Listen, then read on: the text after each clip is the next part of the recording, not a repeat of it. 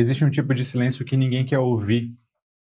Não é um silêncio da madrugada, não é um silêncio que antecede uma ligação importante, uma prova importante. Não é aquele silêncio constrangedor que a gente sente quando alguém erra o nosso nome numa festa. Eu estou falando de outro silêncio, eu estou falando de um silêncio que aparece quando a gente fica finalmente sozinho, quando o nosso barulho externo não está acontecendo, mas o barulho interno começa. E aqui, uma pergunta que vai atravessar essa aula aberta inteira. Por que a gente foge do silêncio? Por que a gente foge do silêncio se é justamente nele que o mundo finalmente começa a se revelar? O Schopenhauer sabia da resposta e ela não é confortável. Meu nome é Vitor Lima, eu sou seu professor de filosofia de hoje e de sempre, e isto aqui não é filosofia.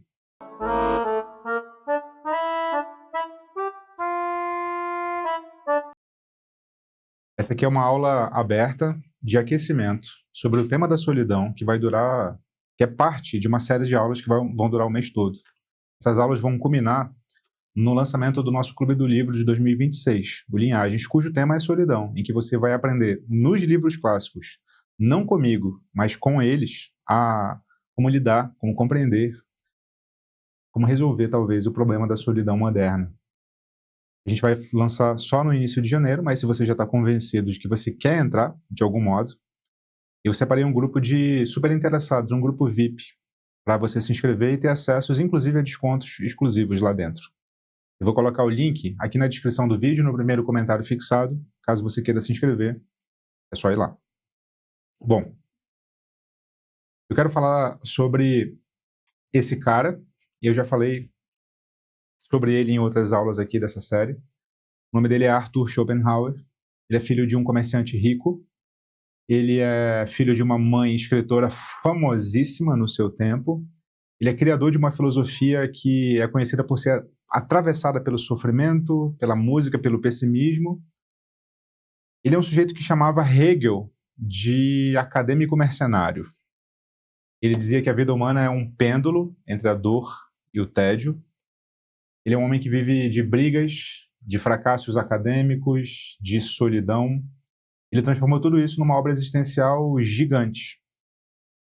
Embora formado no que a gente chama hoje de idealismo alemão, ele vai beber em Kant, ele vai beber em Platão, ele vai beber nos Upanishads indianos, em Shakespeare, em Sófocles e em toda a tradição greco-romana para construir as suas teses brutais. Dentre elas, mundo que você vê é apenas uma representação, mas o mundo que te move é o mundo da vontade. E é justamente entre essa representação e essa vontade que nasce o conflito moderno com o silêncio. Vamos tentar analisar isso hoje, aprofundando o problema agora um pouco mais. Schopenhauer parte de uma afirmação um tanto quanto desconcertante. O mundo é uma representação minha. Nada de novo. Isso está presente desde Kant e talvez até desde Descartes. O que nós vemos, o que nós tocamos, o que nós nomeamos, o que nós explicamos, tudo isso é apenas uma versão mental do que constitui o real. Forma, cor, distância, causalidade, tempo, espaço, tudo isso é filtrado pela lente humana, certo? Até aqui parece um tanto quanto abstrato, mas a implicação é bem real. Quando você está em silêncio, e, portanto, o mundo desaparece, quando você está em silêncio, o mundo desaparece e sobra apenas você, isso é exatamente o que você busca evitar. Porque, veja só, nesse silêncio, a representação se esvazia. E o que aparece debaixo dessa representação é o que o Schopenhauer chama de vontade. E essa vontade não é uma deliberação racional. Essa vontade é um ímpeto cego, irracional, sempre desejante, sempre faminta, sempre querendo algo que você não possui. O silêncio não é bonito. O silêncio não é zen. O silêncio não é aconchegante. O silêncio é o som da vontade. E talvez seja por isso que nós fugimos dele. Esse é o problema em termos schopenhauerianos. Vamos tentar aprofundar. Vou dividir em capítulos, como eu sempre faço, e agora no capítulo 1, eu quero explorar essa ideia schopenhaueriana do barulho como uma espécie de anestesia. O mundo moderno funciona como uma máquina de ruído. É possível a gente entender ele metaforicamente assim. Redes sociais, notificações, tarefas, mensagens, vídeos curtos, conversas intermináveis. O barulho aqui é constante, mas ainda não é o problema. Na visão que eu estou te apresentando do Schopenhauer, talvez ele seja, pelo menos do seu ponto de vista, a solução. Por quê? Porque o barulho é o remédio e o silêncio é que te lembra dessa grande enfermidade na qual você está inserido.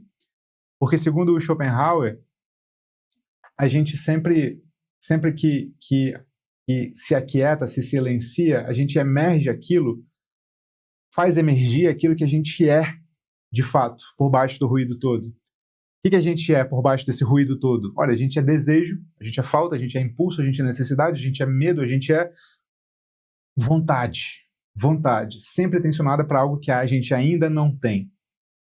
Nesse sentido, o barulho funciona como uma distração da dor, como um anestésico invisível, como uma forma elegante de não precisar escutar o que se passa dentro da gente. Para o Schopenhauer, existir é sofrer. Existir é sofrer, viver é desejar, desejar é carecer, e carecer é dor. Portanto, existir é dor. No momento em que tudo fica quieto, você sente isso. Você sente isso. Por isso você liga a TV, por isso você mexe no celular, por isso você põe a música para dormir. Não, você não faz nada disso só para relaxar, você faz isso para não escutar à vontade. Esse seria um diagnóstico schopenhaueriano. O barulho como anestesia. Agora, indo para um capítulo 2, porque eu quero abordar isso, vamos falar da representação, que é o teatro onde você tende a se esconder. O Schopenhauer concorda com o Kant em muita coisa. O mundo fenomênico, o mundo que aparece para nós, é um mundo organizado pela nossa mente, tese kantiana, schopenhaueriana. Tempo, espaço, causalidade, tudo isso é uma estrutura interna que nós projetamos na realidade. Nós não sabemos se a realidade tem essas coisas, mas nós sabemos que certamente nós projetamos lá. A representação é uma espécie de espetáculo. É o palco, é a cortina, é a coxia, é a peça que roda o dia inteiro para que você não veja o backstage. E quando o silêncio chega, a peça acaba, nessa metáfora aqui, o que resta? Resta o cenário vazio. E você no escuro, com essa fome existencial dentro de você. Por isso o silêncio tende a ser um pouco intolerável, porque ele encerra essa ilusão momentânea de que você está no controle. Quando Schopenhauer diz que a gente vive num sonho, essa é uma frase atribuída ao Schopenhauer, antes dele ao Shakespeare, né? O Schopenhauer, inclusive, retoma a tradição do véu de Maya, dos Upanishads. Outra expressão famosa é teatro de sombras. O que ele quer dizer com isso? O mundo da representação é bastante confortável, porque ele nos poupa do encontro com essa natureza voraz que está latente aqui em nós. Sabe? Essa natureza não sussurra, ela não fala normal, ela grita. E o silêncio é o único ambiente em que dá para escutar esse negócio. Então, tudo isso leva a gente a um tipo de reflexão do mundo como representação e do mundo como vontade, e esse barulho interior. Vamos tentar entender agora num capítulo 3 aqui dessa nossa reflexão. Schopenhauer diz: a fome, o medo, o desejo sexual, tudo isso é vontade captada imediatamente, sem representação. A fome, o medo, o desejo sexual. E isso significa que, na quietude absoluta, nós não vemos o mundo, nós sentimos o mundo. Sentir o mundo, segundo Schopenhauer, é sentir o que movimenta o mundo. Essa força irracional, eterna, insaciável. Lembra? A vontade é cega, é incessante, é sem finalidade, é sem descanso, é sem saciedade, é sem redenção, é sem nada. Ela deseja, ela alcança, ela perde, ela deseja de novo, e quando ela, porventura, não deseja, tem o tédio. É o outro polo do pêndulo do Schopenhauer, né? Uma hora você está sofrendo porque não tem, aí você tem tédio por ter, né? Fica no tédio, para de ter, perde e volta a buscar sofrendo, né? Esse é o tédio schopenhaueriano. O silêncio revela essa oscilação e ninguém quer ver isso de perto. O barulho é a fuga. O silêncio é o espelho. Percebe? Foca nesse tédio. Esse tédio é uma excelente metáfora para descrever certos aspectos da nossa vida. É uma excelente metáfora. A vida oscila entre dor e tédio. Quando você quer algo e não tem, você sente sofrimento, você sente dor. Quando finalmente você consegue, você para de querer e você fica entediado. O silêncio é justamente o espaço onde o pêndulo aparece nu, sem distração, sem justificativa, sem performance, sem fingimento. Por isso, talvez você fuja do silêncio, porque é nele que você percebe que você está prestes a perceber a verdade fundamental da vida, que é aquilo que você anseia talvez jamais seja alcançado. Bom, dá para a gente fazer um contraponto, e o próprio Schopenhauer faz um contraponto aqui. Para o Schopenhauer, o silêncio pode ser uma espécie de salvação. Ele fala de duas maneiras de salvação dessa vontade incessante que constitui a natureza de todos nós. Schopenhauer fala da arte e principalmente da música não parecida com a nossa, né? A música mais instrumental. Schopenhauer quer falar aqui sobre a experiência estética. A experiência estética é aquela, segundo Kant, quando falava do belo, que apreende alguma coisa da realidade sem interesse, de modo desinteressado, e se apraz, né? Tem um certo prazer, mas não consegue dizer por quê. Então, é uma aproximação da realidade desinteressada que causa prazer, mas a gente não sabe explicar por quê. Schopenhauer identifica que a música faz com que a gente esteja nesse estado estético. Só que a música, quando ela é instrumental e, portanto, a gente não consegue conceituar o que está sentindo, a gente só se sente bem, ela também tem o poder de suspender a gente da vontade. Porque enquanto a gente está absorvido pela música, a gente não está ansiando nada. A gente só está suspenso na música. Não é propriamente silêncio, porque tem música rolando. Mas é uma possibilidade de você, sozinho com você mesmo, fugir da vontade, ainda que não em silêncio. Mas uma outra via que o Schopenhauer também coloca como contraponto aqui é a ascese. É a palavra que dá origem à ascensão, à subida. A ascese é todo e qualquer exercício de ascensão da alma e, portanto, de negação do corpo. A prática radical da negação das necessidades corporais. É um apagar progressivo da vontade, é uma entrega ao nada. Por que alguém se entregaria ao nada? Nesse cenário schopenhaueriano, porque se você não se entregar ao nada, você fica no círculo da vontade incessante. Percebe? Um exercício ascético é fazer jejum, um exercício ascético é se isolar, um exercício ascético é, fazer tudo aquilo que mostra que quem manda é o seu corpo. Perdão, é o contrário, que mostra que o seu corpo não manda, que quem manda é a sua alma. Então, para o Schopenhauer, a libertação é cessar a vontade, cessar o querer. Seja pela experiência estética da música, seja pelos exercícios de ascese, ou exercícios ascéticos, certo? Se você faz silêncio nessas duas maneiras, você está fazendo o silêncio da maneira certa, segundo Schopenhauer. Nem sempre é assim que acontece.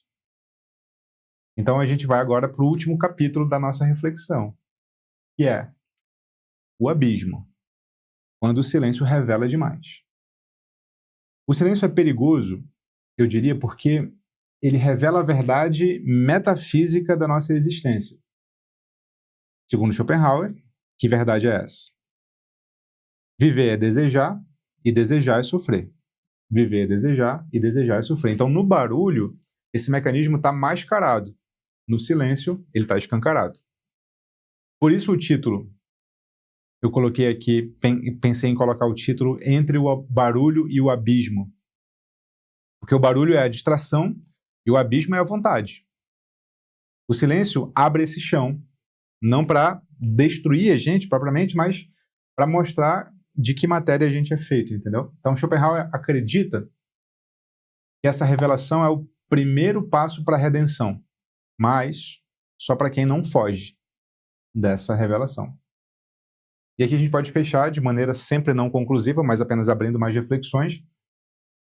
A gente não foge do barulho, a gente não foge do silêncio porque a gente gosta do barulho. A gente foge do silêncio porque a gente tem medo do que ele pode revelar. Porque quando tudo se cala, não é o mundo que some, é a gente que aparece. Percebe? Então, com as suas faltas, com os seus impulsos, com as suas angústias, com o seu pêndulo, com a sua vontade, com a sua fome de existir, no fundo você fica exposto. O silêncio é uma porta fechada, você está do lado de fora. A pergunta é, você quer entrar? Você quer entrar do lado de lá? O que você acha que aconteceria se você entrasse? Se deixasse o silêncio falar antes do barulho te preencher? Meus amigos, essa aqui é uma das aulas da sequência de aulas sobre solidão, que vai culminar com o lançamento do nosso Clube do Livro em 2026, que falará sobre solidão e abordará filósofos-chave, para você aprender não comigo, mas com eles, a lidar com o problema cada vez mais presente da solidão no mundo e no nosso país. Se você quer se inscrever antecipadamente no nosso Clube do Livro, o link está aqui embaixo, no primeiro comentário fixado e na descrição do vídeo. Não se esquece que você é o que pensa. Eu estou aqui para te ajudar a pensar um pouco melhor. E como sempre, fique com Sócrates.